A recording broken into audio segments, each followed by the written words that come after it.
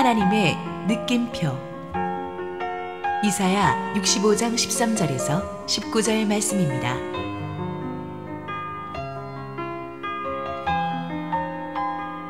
이러므로 주 여호와께서 이와 같이 말씀하시니라.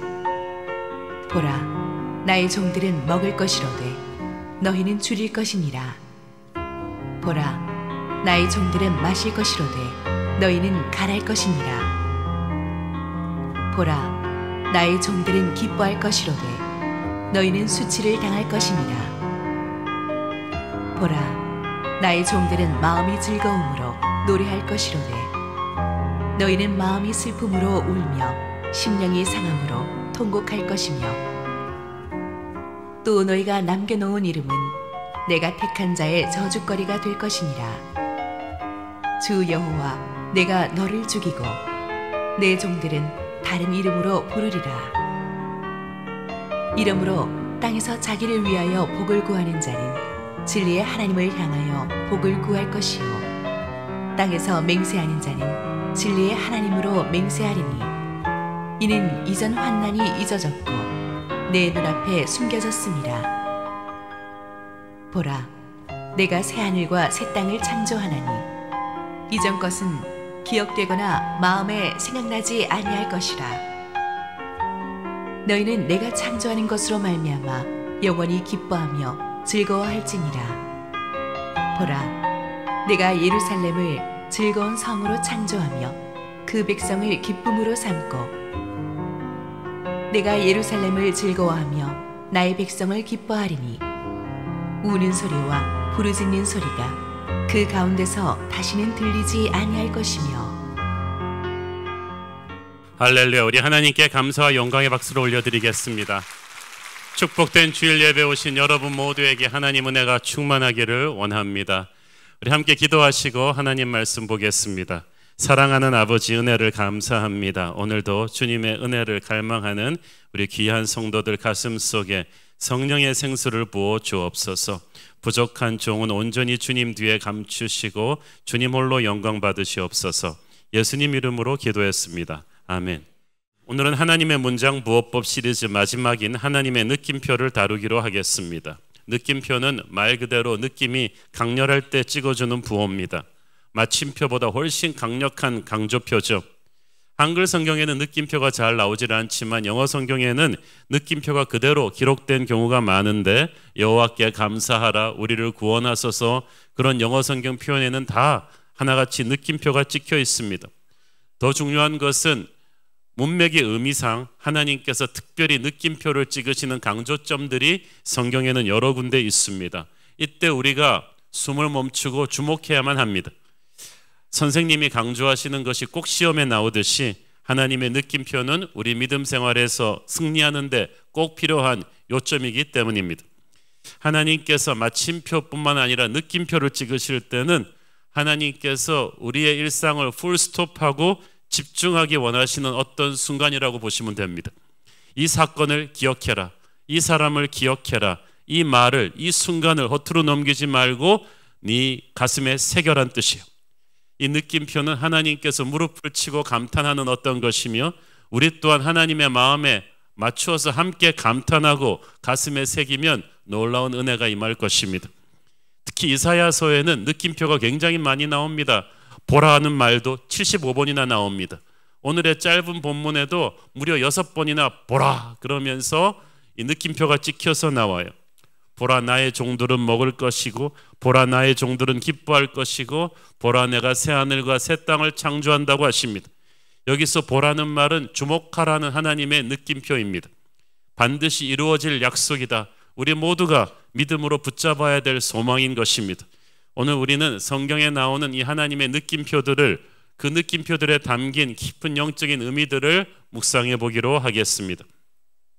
성경에서 가장 많이 발견되는 느낌표는 하나님을 찬양하라입니다. 히브리어로 할렐루야는 바로 너희 모두는 하나님을 찬양하라는 뜻입니다. 거기서 단어의 어근이 되는 할랄은 큰 소리로 자랑한다는 뜻을 담고 있습니다. 보통 사람들은 자신의 외모를 자랑하고 벼슬을 자랑하고 돈을 자랑하고 자기의 인맥을 자랑합니다. 그러나 그것들은 언젠가 안개처럼 다 사라져버릴 것들이고 우리가 진짜 영원히 자랑할 수 있는 분은 바로 하나님뿐이십니다. 우리가 하나님을 자랑하고 하나님을 찬송할 때 우리의 인생도 빛나게 됩니다. 그러나 하나님을 업신여기고 자기 자신을 자랑하기 시작하면 인생이 비참해집니다. 저 사탄 루시퍼가 그랬습니다. 그는 한때 천군 천사의 찬양을 총지휘하던 천사였는데 교만해져서 하나님을 찬양하는 자가 찬양을 받기 원하는 자가 되면서 자기 자신을 높이다가 천국에서 쫓겨났어요. 그래서 그때부터 사탄이 인간을 꼬드길 때는 항상 교만의 영을 집어넣습니다. 사람들이 이렇게 자기밖에 모르고 자기 중심인 까닭은 이 사탄의 유혹에 넘어가기 때문입니다. 하나님을 믿고 난 뒤에도 이 세상의 영의 그 영향권에서 벗어나지 못한 사람들은 믿어도 자기를 위해서 믿습니다. 하나님을 자기의 주인이 아닌 종으로 부리려고 하는데 그래서 사람들이 조금만 칭찬해 주면 사죽을 못 쓰고 영적으로 흐트러집니다. 찬양은 이런 잘못된 삶의 태도를 버리고 우리가 있어야 될 영적 원위치로 내려가는 것입니다. 자기를 높이는 것이 아니라 하나님을 높입니다. 자기를 칭찬하는 것이 아니라 하나님을 칭찬하는 것입니다. 나의 인생을 향한 하나님의 뜻이 아니라 하나님의 뜻에 맞추는 나의 인생입니다. 우리가 자기 자신을 위해서 찬양하려면 참 분위기도 썰렁해지고 자기도 허무해집니다. 그러나 우리가 하나님을 찬양하면 그 인생은 은혜가 충만하고 빛이 나게 될 것입니다. 찬양은 구체적으로 해야 합니다. 제대로 찬양하는 사람은 하나님의 사랑을, 구원을 경험한 하나님의 자녀입니다. 찬양은 하나님의 자녀가 가지는 특권입니다. 하나님의 자녀가 된 뒤에 우리는 끊임없이 하나님과 교제하면서 하나님을 더 깊이 알아가게 됩니다. 우리는 하나님을 경험하는 것만큼 하나님을 찬양할 수가 있고 그 찬양은 파워가 있죠. 시편 22편 25절 말씀을 보겠습니다.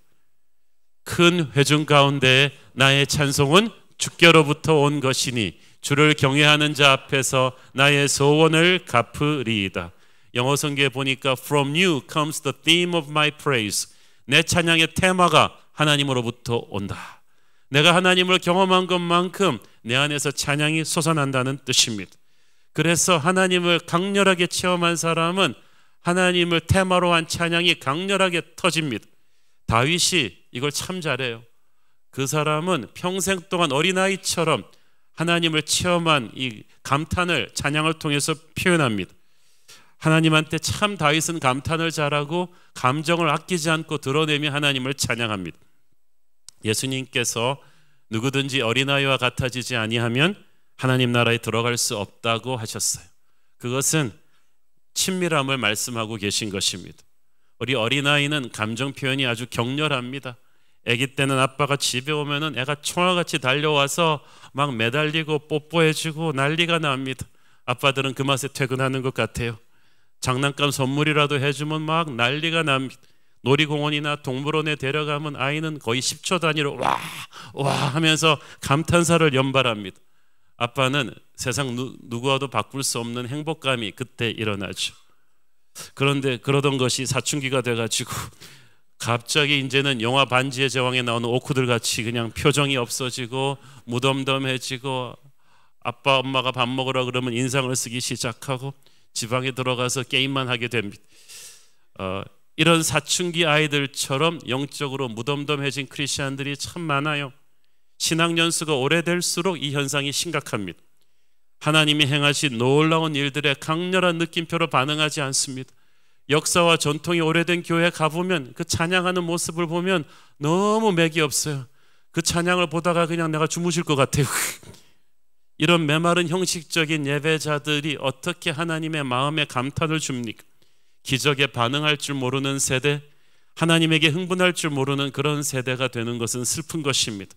하나님께서는 우리가 어린아이와 같은 순수한 찬양의 감탄사를 다시 터뜨릴 수 있게 되기를 원하십니다. 하나님께 찬양하고 하나님께 환호하는 이 세상 그 어떤 아이돌의 오빠 부대보다 더 격렬한 감정 표현을 하면서 하나님께 찬양하는 느낌표를 찍는 것입니다. 우리 하나님은 규율적이고 경직된 분이 아니십니다. 우리에게 감정을 주신 분이시니까 하나님의 감정이 얼마나 풍성하시겠습니까? 하나님께서는 천지를 창조하실 때 기계적으로 딱딱 창조하시고 퇴근하신 것이 아니라 지켜보면서 보시기에 심히 좋았다고 하셨습니다. 아주 시적인 분이에요. 감탄의 느낌표를 막 스스로 찍어주신 분이세요. 스바냐서 3장에 보십시오.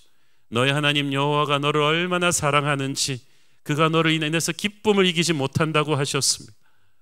히브리어 성경에 보면은 Jehovah will dance over you. 춤을 덩실덩실 출 정도로 너를 향해 기뻐한다고 하셨습니다. 그러니까 하나님은 그냥 무덤덤하게 우리 보고 사랑한다고 하시는 게 아니에요.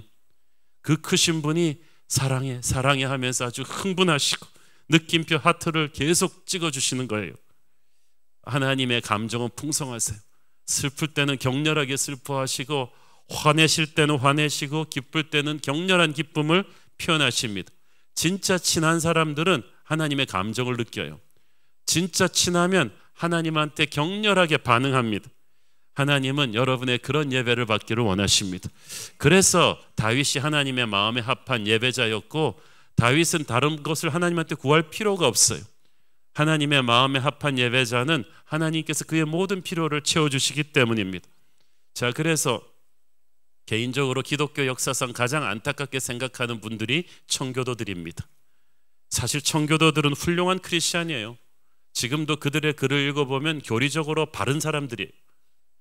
교회와 가정과 사회를 하나로 묶어서 거룩한 하나님의 나라 되게 하겠다는 미국의 건국 정신을 만든 아주 반듯한 사람들이었는데 이 청교도들의 문제가 뭐냐? 거룩에서 기쁨을 빼버렸어요.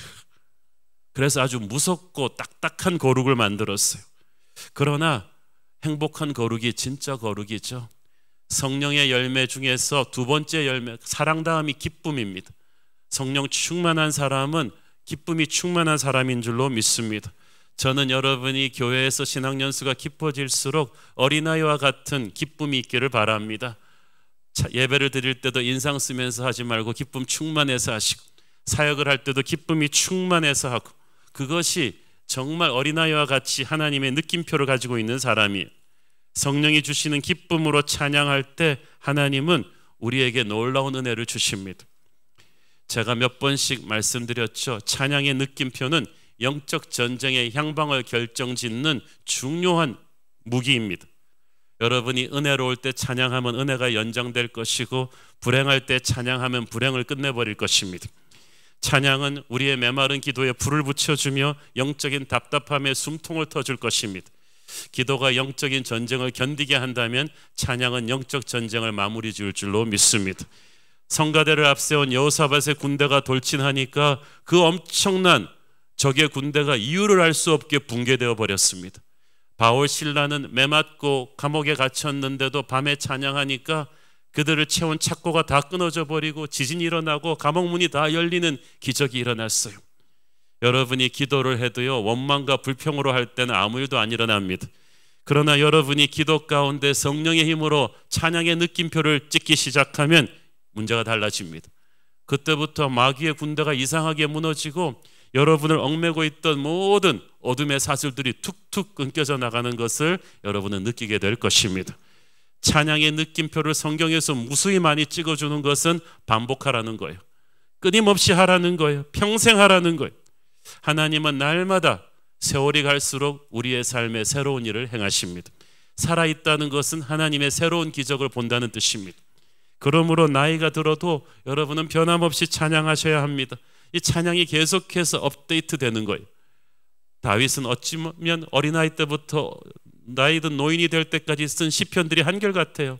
어린아이처럼 찬양하고 있어요. 그는 날마다 새 노래로 주를 찬양합니다. 신곡 발표하라는 말이 아니에요. 똑같은 노래를 불러도요, 내가 하나님을 새롭게 체험하고 나면 완전히 다른 노래를 부르게 돼요. 저는 고등학교 때 기타를 배울 때 기타 코드가 제일 쉬운 노래 God is so good, 좋으신 하나님을 그때 배웠습니다. D 코드로 계속 부를 수 있는 노래예요. 그런데 그 찬양을 하면서 지금 30년이 지났지만은 오늘날도 그 찬양을 부르면 새로운 눈물이 있습니다. 새로운 은혜가 있어요. 그동안 제 인생이 좋기만 했겠습니까? 10대, 20대, 30대, 40대, 50대 초반에 이르기까지 수많은 시련과 고비와 어려움들이 있었지만 그때마다 하나님은 제게 참 좋으신 분이셨습니다. 그런 간증이 있기 때문에 같은 노래를 다시 불러도 날마다 새로운 거예요. 여러분이 찬송가가 그래서 좋잖아요. 어릴 때 부르던 찬송가가 지금 50대 60대가 돼도 부르면은 다릅니다. 새로운 심령으로, 은혜의 심령으로 부르니까 새롭게 느껴집니다. 하나님께서는 여러분이 평생 새로운 찬양의 느낌표를 찍어가기를 원하십니다. 찬양은 모든 구원받은 백성들이 해야 될 사명이에요. 하나님은 청중을 원하세요. 여러분, 그 프리미어리그 그 축구장을 보면은 그냥 게임마다 사람들이 가득가득 들어서서 막 열광을 합니다. 여러분, 프리미어리그의 게임의 분위기를 만드는 것은 물론 선수들이 큰 역할을 하죠. 구단들이 또 크게 투자해서 시설도 짓고 방송 장비도 넣고 그렇지만 생각해 보세요. 방송 장비도 있고 선수도 있고 구단의 투자도 있는데 청중이 한 명도 없다. 와, 그런 김 빠진 경기가 어디 있겠어요. 만군의 여호와께서 왜 청중을 필요로 하지 않으시겠습니까? 우리 하나님도 청중을 원하세요. 주님의 높고 위대하심을 열방 앞에 선포해 줄 하나님의 자녀들을 원하십니다. 그래서 계시록에 보면 수를 헤아릴 수 없는 모든 백성과 족속 방언에서 나온 흰옷을 입은 수많은 하나님의 백성들이 가득 찼다고 했어. 왜 하나님이 여러분의 병을 고쳐주셔야 돼요? 건강한 몸으로 여러분이 열방에 주께 찬양해야 되니까. 왜 하나님이 여러분의 사업을 살려주셔야 합니까? 여러분이 욥처럼 살아나서 열방 앞에 하나님의 찬양을 해야 되니까. 그런 찬양받는 존재로 만들기 위해서 우리의 부서진 삶을 오늘도 하나님이 기적같이 회복시켜 주시기를 원하는 줄 믿습니다. 찬양의 느낌표가 찍히는 곳에 하나님이 기뻐 임재하시는 거예요. 자, 성경에 나오는 가장 큰 느낌표는 하나님을 찬양하는 것이고, 두 번째는 하나님의 느낌표가 찍힐 때 이것은 하나님을 새롭게 체험하는 영적인 브레이크드루가 열린다는 것을 의미합니다. 그 고대 그리스의 유명한 과학자 아르키메데스의 스토리 아시지 않습니까? 그 사람은 밥 먹을 때도 뭐에 하나 꽂히면은 자기 연구하는 거 생각하는 사람이, 이 사람이 금의 원리를 생각하다가 목욕을 하다가 갑자기 목욕물을 보면서 부력의 원리를 발견했어요. 너무 좋아가지고 아르키메데스는 벌거벗은 채로 거리로 뛰어나가면서 외쳤죠. 유레카! 내가 발견했다. 내가 발견했다. 내가 알아냈다. 성경에도 보면 이런 영적인 유레카 순간이 있습니다. 일방적인 밋밋한 신앙을 갖고 괜찮은 신자였어요. 그런데 그 사람이 성령 체험하는 순간이 옵니다. 하나님을 완전히 새롭게 체험하고 나면 육체의 눈이 떨어지고 영의 눈이 확 열려요. 하나님을 완전히 새롭게 경험하게 됩니다. 요한복음 3장에서 니고데모가 그랬어요. 평생 성경을 연구하던 경건한 학자였지만 예수 그리스도를 만나는 그 순간에 그는 물과 성령으로 거듭나게 되죠. 완전히 니고데모의 영적인 유레카 순간이었어요. 하나님께서 우리 인생에도 이런 영적인 유레카 순간을, 놀라운 하나님을 새롭게 체험하는 순간을 주시는 때가 있어요. 그 순간을 체험하고 나면 우리는 미니멈 크리스찬에서 맥시멈 크리스찬으로서 아주 덤덤한 형식적인 예배자에서 불같은 성령의 사람으로 점프하게 됩니다. 그런데 이런 놀라운 영적인 브레이크드루의 순간이 많은 경우 우리 인생이 칠흑같이 암흑한 어두운 암흑 속에 있을 때요, 벼랑 끝에 내몰릴 정도로 어려울 때 주어지는 아이러니한 선물이에요. 우리가 지난주에 하나님의 물음표 다루면서 욥을 생각했지 않습니까? 하루아침에 자녀들 사고로 잃고 재산도 다 없어지고 몸도 병에 걸리는 무서운 재난을 계속 시리즈로 받았어요. 친구들의 조언도 욥을 더 괴롭게 했습니다. 평소에 믿음 좋던 욥도 이런 시련들이 오니까 걷잡을 수 없이 무너져 내립니다. 왜 이런 일이 나한테 일어납니까? 라고 부르짖는 그에게 하나님이 오셨어요. 그때 들은 하나님의 말씀은 욥이 평소에 점잖게 넥타이 메고 듣던 말씀이 아니에요. 일방적으로 보던 지식적인 로고스 말씀이 아니라 욥의 혼과 골수를 쪼개고 들어오는 불같은 레마의 말씀이었어요. 오늘 여러분의 마음속으로 그런 레마의 말씀이 체험되기를 축원합니다. 욥은 그 말씀을 들으면서 깨져버렸어요. 성령의 세례를 그때 받았어요. 그리고 고백했어요. 욥기 42장 5절, 내가 주께 대하여 귀로 듣기만 하였사오나 이제는 눈으로 주를 배움나이다. 욥의 유레카 순간이었어요. 영적으로 새롭게 태어나는 순간이었어요. 욥의 영혼이 이렇게 새롭게 브레이크드루를 하니까 하나님을 새롭게 체험하는 순간 축하합니다. 욥의 인생이 풀리기 시작했어요. 다른 모든 것이 사업도 건강도 다 회복되면서 2배의 축복을 받았다고 했어요. 저한테도 이런 순간이 몇 번 있었습니다. 10수년 전에 안면마비가 와서 2달 이상 사역을 풀스톱하고 쉬게 되었을 때 저는 약간 하나님이 원망스럽고 좀 답답했지만 그동안에 저는 하나님을 완전히 새롭게 체험하는 성령 체험을 했습니다. 성령의 세례를 새롭게 받았어요. 그러면서 그때까지 쫙 붙들고 있던 복음사역에 성령의 날개를 달게 되었어요. 말씀의 칼에 불같은 기도의 열정을 입히니까 그때부터 기름 부으심이 저의 삶과 사역 안에 넘치게 되었어요. 말씀을 보는 눈이 달라졌고 설교가 달라지고 기도가 달라지고 교회를 보고 성도들을 보는 눈이 달라졌어요. 그건 마치 자동차로 타고 가던 목회를 하다가 갑자기 비행기를 타는 목회로 점프했다고 봐도 될 것입니다. 그 영적인 업그레이드를 체험하고 나서 2년 후에 새로운 교회가 개척된 거예요. 오늘날 말씀과 성령의 교회, 새로운 교회 부흥을 만든 밑거름이 바로 그때 제 그 영적인 유레카의 체험이었지 않았나 생각합니다. 여러분의 인생이 오늘 어떤 절망의 벽에 부딪혀 있습니까? 그래서 정말 성령의 체험을 새로 갈급하게 갈망하고 있습니까? 여러분이 이 순간에 하나님을 새롭게 체험하고 새로운 차원으로 점프하는 축복이 있기를 축원합니다. 세 번째로 하나님의 느낌표는 믿음의 승리입니다. 성경에서 예수님이 감탄하는, 그래서 감탄사 느낌표가 찍힌 부분들은 전부 다 믿음을 다루는 거예요. 첫 번째는 큰 믿음에 대한 예수님의 칭찬이었습니다. 복음서에 보면 예수께서 두로와 시돈 지방으로 가셨을 때 한 가나안 여자가 귀신 들린 자기 딸 좀 고쳐달라고 와서 애원합니다. 예수님께서 이상하게 그 요청을 몇 번 거절하셨어요. 아주 매몰차게. 근데 여인이 포기하지 않아요. 마지막까지 예수님을 붙잡으면서 자녀의 상에서 떨어지는 부스러기 은혜라도 좋으니까 좀 달라고 합니다. 그때 주께서 엄청난 말씀을 하시죠. 마태복음 15장 28절, 이에 예수께서 대답하여 이르시되 여자여 네 믿음이 크도다. 네 소원대로 되리라 하시니 그때로부터 그의 딸이 나으니라. 영어 성경에 보니까 Woman, you have great faith. 네 믿음이 위대하구나, 기가 막히구나 라면서 느낌표를 찍어주셨어요. 와, 하나님의 아들로부터 최고점 믿음의 찬사를 받은 이 여인은 도대체 누굽니까?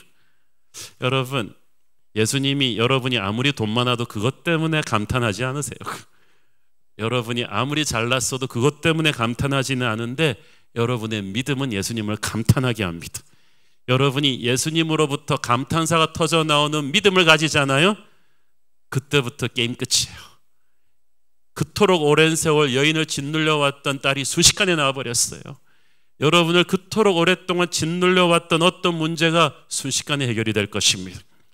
하나님은 항상 우리의 믿음을 보고 계십니다. 큰 믿음은 하나님의 마음을 기쁘게 합니다. 그러니까 여러분, 기도만 한다고 되는 게 아니라 믿음의 기도를 해야 돼요. 기도했으면 하나님이 반드시 개입하실 것을, 역사하실 것을 믿어야만 합니다.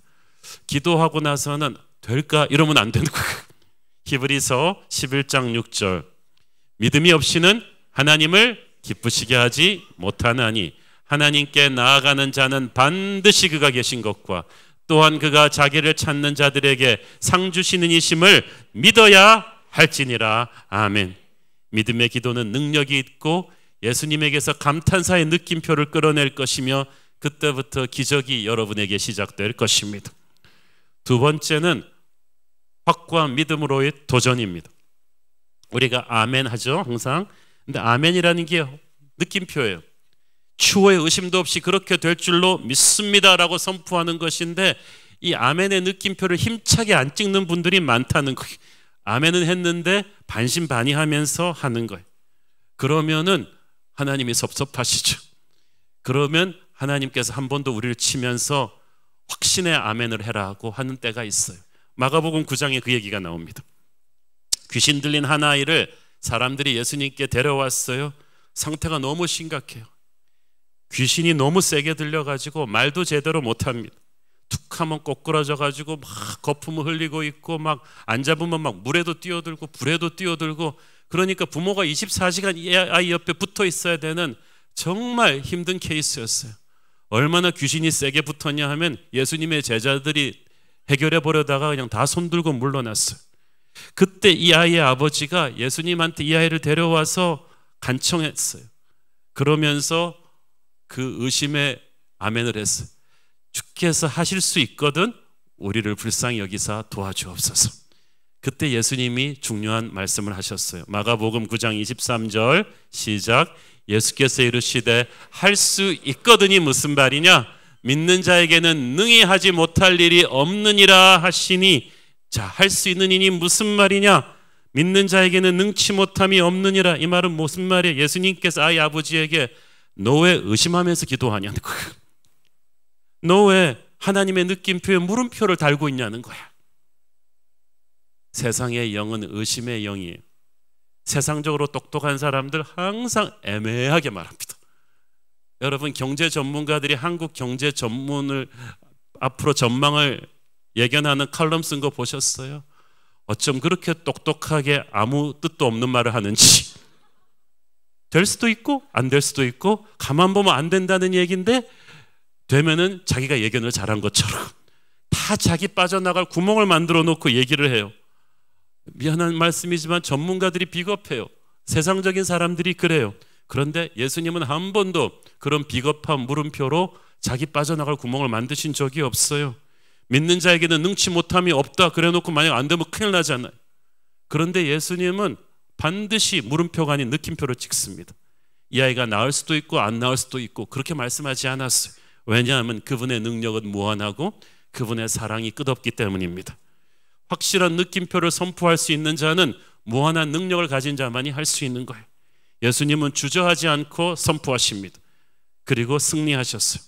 그러면서 예수님이 질책하셨어요. 너 그 정도 믿음으로는 안 된다. 의심하면서 믿는 거로는 안 된다. 그런 물음표 달린 아멘으로 나는 역사할 수 없다.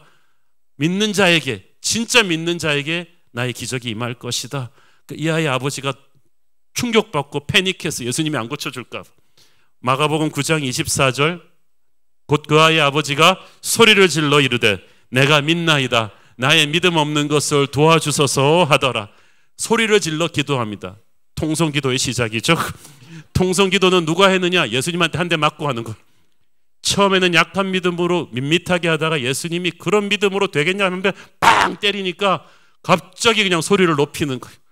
교회에서 통성기도 크게 하는 분들 보면 그 순간 주님한테 한 대 맞은 거예요. 그런데 맞는 게 좋아요. 맞아도 그렇게 믿음이 업그레이드 하면서 기도응답이 되니까. 여러분, 우리가 다 이 아이 아버지처럼 연약합니다. 우리 모두 의심의 물음표를 갖고 있어요. 남의 얘기할 때는 우리 담대요. 믿음으로 승리하세요 자매님. 믿는 자에게 능치 못함이 없습니다. 그러니까 당장 자기 발등에 불이 떨어지면 머리가 하얘져가지고 달달달달 떨고 있어요. 그러므로 우리는 모든 상황 속에서 강한 느낌표의 믿음을 달라고 주님께 기도해야 합니다. 주님은 기도 응답을 주시는 분일 뿐만 아니라 우리의 약한 믿음을 알고 계시는 분이세요. 그래서 여러분의 믿음이 연약하면 주여 내게 믿음을 달라고 기도하세요. 성령께서 믿음에 불을 붙여 주실 거야. 그래서 처음에는 밋밋한 아멘으로 시작했다가 예수님한테 한 대 팍 맞은 다음에 강한 믿음으로 기도해서 응답을 받으세요. 우리 모두 비겁하고 연약하지만 오늘도 주님의 한 벌 탁 하는 격려로 확신의 느낌표 믿음으로 가기를 축원합니다. 세 번째는 문제를 압도해 버리시는 예수님의 권세입니다. 저녁 무렵에 예수님과 제자들이 배를 타고 갈릴리 호수를 건너는데 엄청난 풍랑이 덮쳤습니다.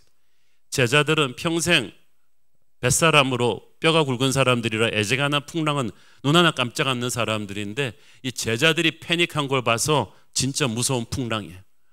근데 예수님은 주무시고 계셔. 그래서 막 제자들이 깨웠어요. 우리가 죽게 되었는데 왜 주무시고 계시나이까. 그때 예수님이 일어나셔서 엄청난 권세의 믿음표를 찍어주시죠. 마가복음 4장 39절입니다. 예수께서 깨어 바람을 꾸짖으시며 바다더러 이르시되 잠잠하라 고요하라 하시니 바람이 그치고 아주 잔잔하여 지더라. 마치 사람한테 꾸짖는 것처럼 예수님은 천지를 다스리시는 분이심을 우리에게 보여주신 거예요. 여러분, 우리 인생에 폭풍이 올 때 조용하게 오지 않아요. 우리 인생 전체를 들었다 놨다 하면서 사방에서 사나운 망할 것이다, 죽을 것이다 라는 소리가 들리게 와요. 문제의 폭풍은 우리를 압도해 버립니다. 그런데 우리한테는 그렇게 성깔 부리며 날뛰던 폭풍이 예수님이 일어서셔서 한마디 하시니까 꼼짝도 못해요. 팍 가라앉아 버려요. 문제는 우리를 압도하지만 예수님은 문제를 압도하십니다. 그러므로 우리는 그 예수님의 권세를 붙잡아야 돼요. 예수님의 권세가 우리의 권세가 될 수 있도록 붙드는 것, 그것을 우리는 믿음의 느낌표라고 합니다. 그 성경에서 예수님이 말씀하십니다. 제자들에게 어찌하여 너희들이 무서워하느냐, 어째서 믿음이 없느냐. 주무시고 계셨다고는 하나 예수님이 그들의 배에 타고 계셨어. 너는 왜 내가 너의 배에 타고 있다는 것을 모르냐는 거야. 여러분, 주님이 타고 있는 배는 풍랑이 올지라도 침몰하지 않습니다. 여러분의 인생에 주님이 타고 계십니다. 고난이 온다 할지라도 고난이 여러분을 죽이지 않습니다. 그러므로 문제에 압도되려고 할 때 여러분은 정신을 바짝 차리고 예수님을 손을 딱 붙잡고 일어나서 선포하십시오. 나는 예수 안에 있다. 예수님이 타고 있는 이 배는 결코 망하지 않는다. 예수님이 타고 계신 내 인생은, 내 가정은, 내 회사는 망하지 않는다. 지금 잠시 어려울 뿐이다. 지금 날 집어삼킬 듯이 닥쳐오는 그 모든 파도에게 선포하노니 너는 잠잠할지어다. 네 번째 느낌표는 두려움을 물리치는 담대한 결심입니다. 두려움은 결코 스스로 물러가지 않습니다. 여러분이 일어나 예수 이름으로 대적해야만 합니다. 다윗은 아들 압살롬의 반란군에게 예루살렘을 내주고 목숨이 경각에 달릴 정도로 도망가고 있었습니다. 언제 죽을지 모르는 그 상황에서 다윗은 일어나서 두려움과 맞섭니다. 시편 27편 3절이 그것입니다. 군대가 나를 대적하여 진칠지라도 내 마음이 두렵지 아니하며 전쟁이 일어나 나를 치려 할지라도 나는 여전히 태어나리로다. 두려움이 올 때 다윗은 두려움으로부터 도망가지 않았습니다. 정면으로 두려움과 맞섰습니다. 나는 여전히 태어나리로단 말을 영어 성경에 보니까 I will be confident. 나는 자신감을 가질 것이다. 나는 자신이 없지만 나와 함께하는 하나님이 이 상황을 반드시 반전시키실 것이다. 이런 담대함의 느낌표가 어디서 왔겠어요? 다윗의 예배에서 온 거예요. 항상 기도하고 예배하는 사람은요, 고난의 파도가 몰려올 때 담대함의 느낌표를 찍습니다. 두려움의 영은 하나님의 친밀함으로 내쫓는 것입니다. 시편 27편 14절 너는 여호와를 기다릴지어다. 강하고 담대하며 여호와를 기다릴지어다. 여러분, 두려움의 파도 앞에 덜덜 떨고 앉아있지 마십시오. 그러면 두려움이 2배로 더 강해질 것입니다. 오히려 더 담대하게 하나님의 얼굴을 구하며 일어나 예수 이름으로 두려움과 맞서십시오. 그러면 어느 순간에 여러분 안에 하나님의 평안이 가득할 것입니다. 우리를 두렵게 하는 그 안에 하나님이 두려움을 도로 심으실 거예요. 그리고 우리에게 능력을 주실 것입니다. 마지막으로 성경의 느낌표는 축복의 미래가 열리는 것입니다. 보라, 내가 새 하늘과 새 땅을 창조할 것이라는 이 이사야서의 선포가 70년 바벨론 포로 생활 말기에 주어진 거예요. 그들을 압제하고 있는 바벨론은 요즘에 미국과 중국을 합쳐놓은 것 같은 세계 최강대국입니다. 그 누가 바벨론이 망한다고 생각할 수 있었겠습니까? 그리고 그들의 조국 유다는 이미 망해버렸고 이미 유다를 기억하는 사람, 도와줄 사람은 아무도 없는 캄캄한 절망 속에서 하나님이 선포하세요. 너희를 위해서 내가 새 하늘과 새 땅을 창조해 줄 것이다. 하나님의 종들은 기뻐하게 될 것이고 예루살렘은 즐거운 성으로 다시 태어날 것이다. 꿈같은 말씀을 하시는 거예요. 사방이 절벽인데 그런 말씀을 하세요. 지금 전반전 스코어는 한 10대 0 정도로 밀려 있는데 누가 봐도 패배가 확실시 되어 있는데 이미 관람석의 청중들은 빠지고 있는데 후반전 스코어는 뒤집을 것이다. 역전의 승리가 주어질 것임을 선포하십니다. 하나님의 느낌표는 그런 것입니다. 오늘 절망 속에 있는 분들 용기를 가지십시오. 하나님의 믿음의 느낌표가 찍어지는 그곳에 대역전의 미래가 시작될 것입니다. 예수님의 부활 사건이 그랬습니다. 십자가 죽음은 모든 이들에게 절망같이 다가왔지만 그 절망이 소망의 부활로 바뀌는데 단 사흘 걸렸습니다. 그리고 성령의 시대가 열렸어요. 이 성령의 시대가 열리니까 제자들이 달라졌어요. 그들은 온 유대와 사마리아와 땅끝까지 가서 복음을 전하는 놀라운 복음의 챔피언들이 되었고 그 누구도 그들을 막을 수 없었습니다. 오늘 예배 자리에 나와 이 말씀을 듣고 있는 저와 여러분에게도 하나님께서 성령의 새로운 시즌을 열어주실 것을 약속하십니다. 세상은 지금 너무 힘들어요. 우리나라 정치 경제 상황 지금 어쩌면 IMF 때보다 더 안 좋아요. 우리 성도들 신방 다녀온 목사님들 이야기를 들으면 재정적인 문제 때문에 힘들어하는 성도들 너무 많습니다. 당장 내일을 오픈할 수 있을까 고민하는 자영업자들 우리 가운데 계시고 직장을 찾지 못하는 우리 청년들 참 많이 있고 당장 너무나 힘들고 몸이 병든 분도 많으십니다. 그러나 세상을 바라보고 현실을 바라보고 있으면 언제나 절망이지만 우리는 눈을 들어 하늘을 보아야 할 것입니다. 오늘 우리가 부른 찬송가 그 눈을 들어 하늘 보라 그 찬송가 배경을 제가 얘기 들으니까 우리 박 목사님이 우리 한국 전쟁 때 지으신 거라고 얘기를 들었어요. 부산 피난 시절에 그 나라는 잿더미가 돼서 밀려온 피난민들을 보면 우리 민족에게 무슨 소망이 있습니까? 그때 우리나라의 작전을 수행했던 미국 공군 사령관이 그렇게 얘기했습니다. 이 나라는 너무 철저하게 파괴되어서 향후 50년간 이 나라는 복구가 불가능할 것이다. 그러나 하나님께서는 이 나라에 기적 같은 부흥을 주셨습니다. 이 나라가 이렇게 강대한 나라가 될 줄 누가 알았겠습니까? 수많은 한국의 믿음의 선배들이 절망의 시간에 눈을 들어 하늘을 보며 기도했기 때문입니다. 우리는 지금 나라의 새로운 위기 앞에 서 있지만 눈을 들어 하늘을 보십시오. 땅의 자원은 다 막혀버렸지만 하늘의 자원은 무한합니다. 이 땅은 불경기일지라도 천국의 경기는 항상 좋습니다. 사방을 보면 길이 막혀 있는데 이제 눈을 들어 하늘을 보라고 하십니다. 성경을 보는 사람은 하늘을 보는 사람이요 기도하는 사람은 하늘을 보는 사람입니다. 믿음으로 주님을 바라보는 자의 미래에는 항상 기적의 느낌표가 찍힐 것입니다. 모세 앞에서 홍해를 갈라주신 하나님이, 여호수아 앞에서 여리고를 무너뜨리신 하나님이 오늘 여러분 앞에 놓여있는 엄청난 장벽을 무너뜨릴 것을 기대하십시오. 거기에 확신의 아멘으로 나가십시오. 그 믿음으로 나가는 여러분에게 성령의 시대가 새로운 시즌이 열릴 것을 선포하십시오. 하나님을 기대하라. 기도하겠습니다. 주님 은혜를 감사합니다. 이 아침에 인생의 절망 같은 어둠 속에 신음하는 사람이 있습니까? 오늘 믿음의 느낌표를 아멘으로 찍게 하여 주옵소서. 예수 안에 있는 자에게 절망이 없다고 하셨사오니 주님을 믿고 다시 일어나 성령의 새로운 시즌을 맞이하게 하옵소서. 우리는 하나님을 기대할 것입니다. 예수님 이름으로 기도했습니다. 아멘.